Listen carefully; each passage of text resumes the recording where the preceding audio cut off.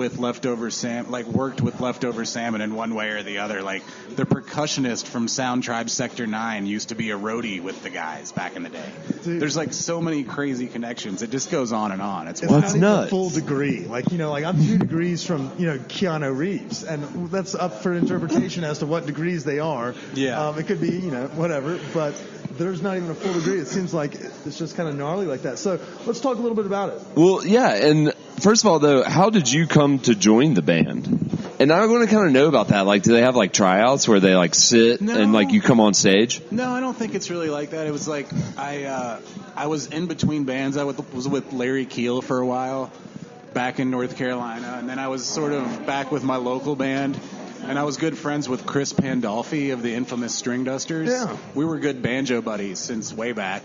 And Picking partners? Picking partners. I knew I was going to say that today. PPs. I've never used that before. You can trademark, but you can have it. PPs. You can trademark it. All right, you can thanks. have that one. But so Chris knew I was sort of like looking to get back on the road. And he had been in the Emmett Nershi band for a year or two. And he was about to leave the band so he could like officially start the infamous String Dusters full time.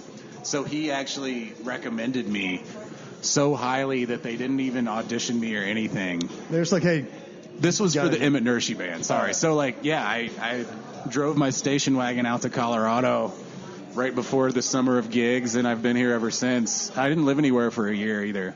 It's Just kinda amazing. floated, just I like- camped a lot. I like to camp a lot.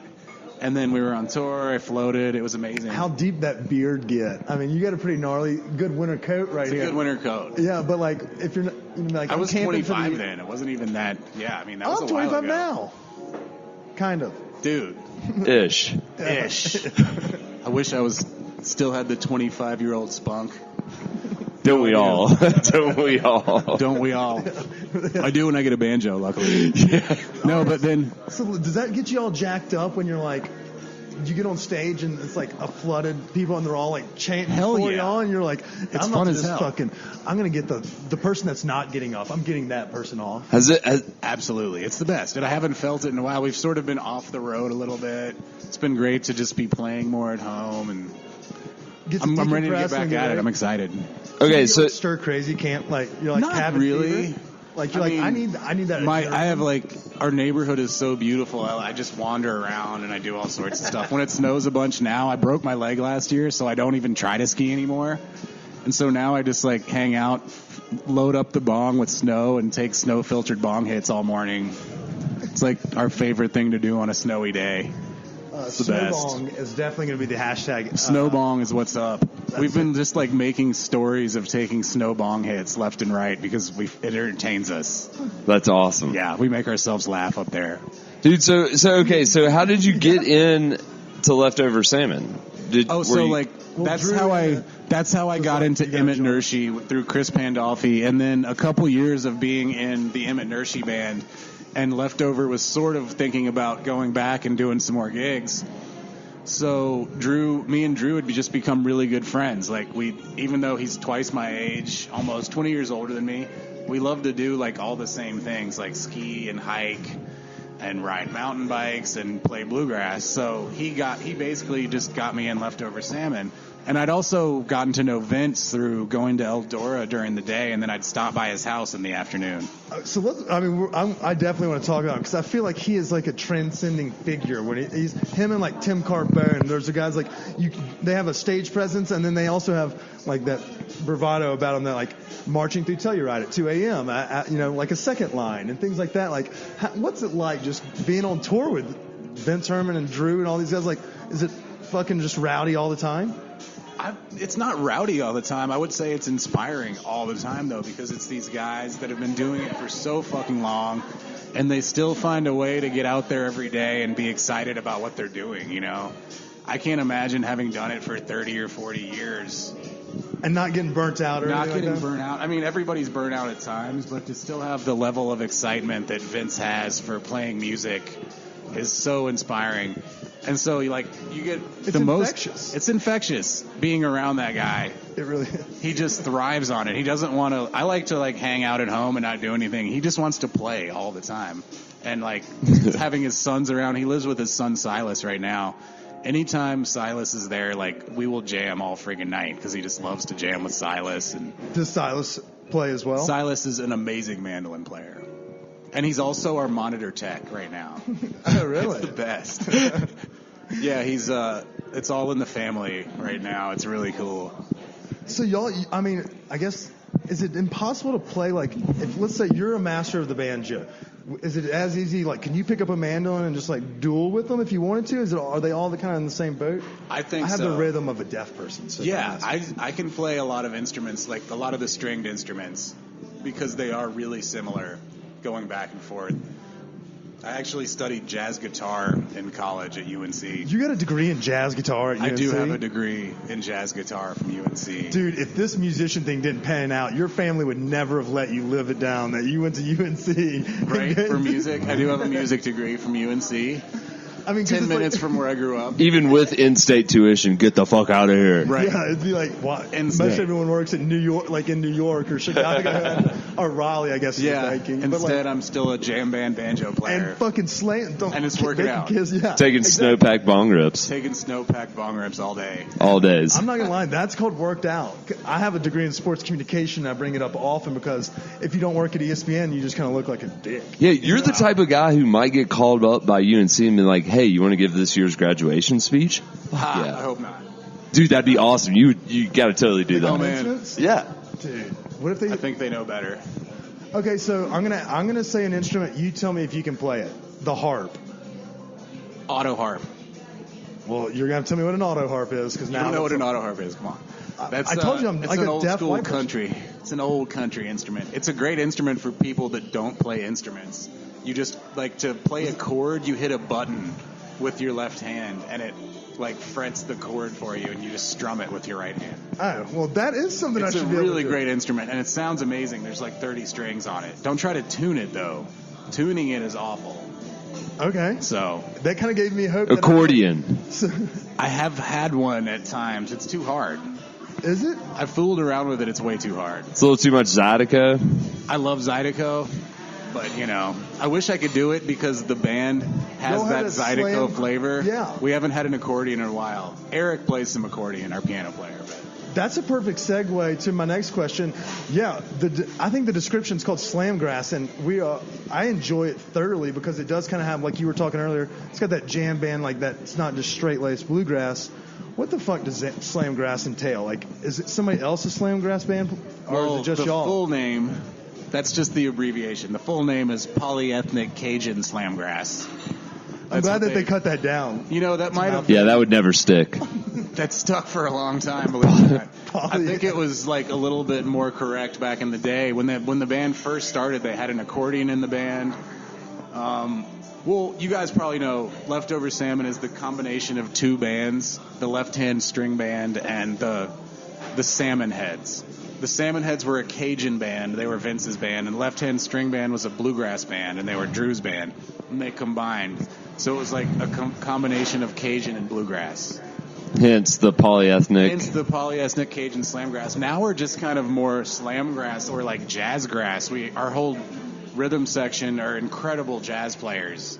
I mean, they can play circles around people. It's insane, including us. Like, where's the one? The horns are like, who do we pick on tonight? It's like hangover day. But yeah, I mean, y'all do bring that touch. And for our listeners that maybe don't know y'all as well, but most of them do because we do have a jam band that's pretty much the following of our fans. Y'all bring that kind of a little bit twist, and so it's a lot of fun. It kind of picks up the pace and it brings a little unique touch to it. Yeah. I will say, like Telluride and places like that, like sometimes you'll almost get lost and you're like, oh wait, did something switch it out? But then you get it's like a shot in the arm, with a little zest of life. So I dig it. Well done. Yeah, I like what we have going on right now because we're different from all the other bluegrass jam bands because we have this like jazzy element and rock. We have an amazing drummer and piano player. And a lot of that isn't going on in the bluegrass jam scene right now. So that's something that we have that a lot of the other bands don't. I back it. Yeah. I like it. All right, so these are some questions that I have about just tour life. You're a musician. You've been on the road a lot. So I want to know, and we've asked other musicians this, and our friends from the Fillmore and Marquee Theaters and things of that nature. Do you ever, like, when you go on tour, like, ask for crazy shit for the green room? We don't. I'm sure we have like we've probably like through our tour manager asked for stuff that seems crazy, like 9-volt batteries and whatever else you need for your pedals. I'm sure we've had that's some not really crazy. funny, That's- and we'll like ask for a birthday cake. We're like, hey, can you find a birthday cake? It's Alwyn's birthday or something. Yeah, all so- sorts of weird shit like that. Paul had mentioned they jokingly didn't expect it to happen. One time they were like, and we want a puppy dog for I knew after what you the were going to show. say. I was like, wait. I heard about that. Yeah. When he That told was me a really I- good idea. My mouth dropped, and I was like, well, every time we interview a musician, we got to ask if they've ever had a crazy green room request for now on. Really good idea. I mean, isn't that We're nuts? pretty chill on our rider, We like to have healthy things if possible. No. Okay, so that seems to be another theme because it's not like the Almost Famous where you see just people just like fucking drinking and partying and like just going crazy every day. You have to have a little semblance of like normal society, otherwise. Well, it'll if you're fucking going eat to party, up. you got to eat healthy, so. There you go. Counterbalance. But I feel like we've heard that a couple times. Like people will be like, "Oh, I'm vegan," or "No, we actually eat pretty healthy on the bus." And I'm like, "Well, that ruined that." We're definitely way under those people. Trust Okay, me. nice. Like I'm talking mildly healthy. Like for a while there, we would get like 3 cheese pizzas every night after the show. Yes, that's I'm just what like, I don't need to crush like 4 pieces of pizza after the show, but I will because we're smoking weed and hanging out. So I will eat that if it's there. That's what I'm talking. We love to like search out great food on the road, though. That's one of the best parts about being on the road.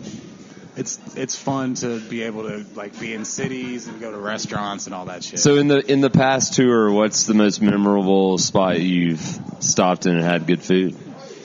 I'm trying to remember our past tour. We've kind of been on and off the road a lot. When I'm on the road, What's I'm your favorite always city to hit for foods? well, I'm always looking for dim sum. There Okay, you go. like Denver has a great dim sum spot, Star Kitchen. Yeah, you guys down been South there? Federal? Yeah. Shit, it's so good. It's like an hour from my house, so I never go there. But anytime I we're know in a you city, Google mapped it because you literally were like, well, "Is it worth it?" I've been many times. Anytime I'm in Denver, I make a point of going to Star Kitchen. That's like my favorite spot. So on the road, when we're in, a bigger city that has a Chinatown or something, I just go get dim sum.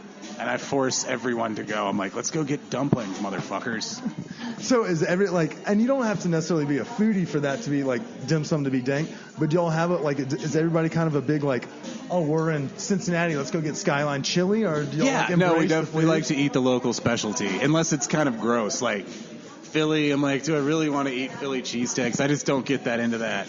Pats and Geno's can get suck it. Right. In Philly, I went to Chinatown and I went in a dim sum place, and 10 minutes later, Vince walked in. Really? And we didn't even plan it. It's like, yes! So we're kind of, we're all on the same wavelength one way or the other.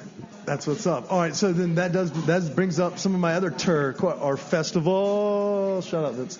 All right, so I have some favorite festival food, that's for sure. Okay, wait, are you talking about Telluride, the dumplings at Telluride? I love the Sisters dumplings. Oh, Sister's Pantry? Sisters Pantry. Yeah, sorry, yeah. Sisters Boulder Pantry is so Farmers great. Market, I used to kill that I know, shit. I go to that all the time. You can get them frozen now. For sure. I've definitely done that. And, I don't know. okay. That wine is delicious. I would love a glass. Yes, sir. You guys doing no cans? Y'all grab one. I can have one more. Yeah. This is perfect. Perfect. Thank you. I could do a beer. Yeah, and we're actually. Pilsner, or do we have a couple of options out here? I'll do. Let's do that. Outer Range. The Outer Range IPA? Yeah. All right, so I want to do, festival food. Oh yeah, that's where we were. The Sisters Pantry, but my other favorite one that is at a lot of the Midwest festivals is Ozark Mountain Biscuit. If you see that at a festival, do not miss it. It's so good. Are they just biscuit sandwiches? Biscuit sandwiches, but it's rare that you can get like a really good breakfast sandwich on a biscuit at a festival. That is true. You can get collard greens. It's hard to get like a nice vegetable side at a festival. Really good collard greens, great biscuits. They're at Floyd Fest and they're at Hillberry and they're at Ozark stuff. They're awesome. Okay, so here's a question. Sleeper, like people, you can say New York and LA and San Fran. Sleeper good city for food and a good like show venue place that you like a city y'all like to hit.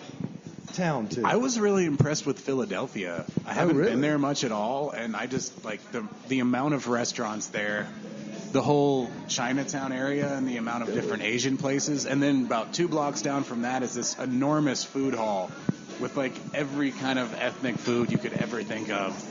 And then there's all sorts of like modern American places. really, really cool hip town because, New So it York's gotten really surprised you? expensive. It surprised me like crazy. I'm not a city person at Were all. were the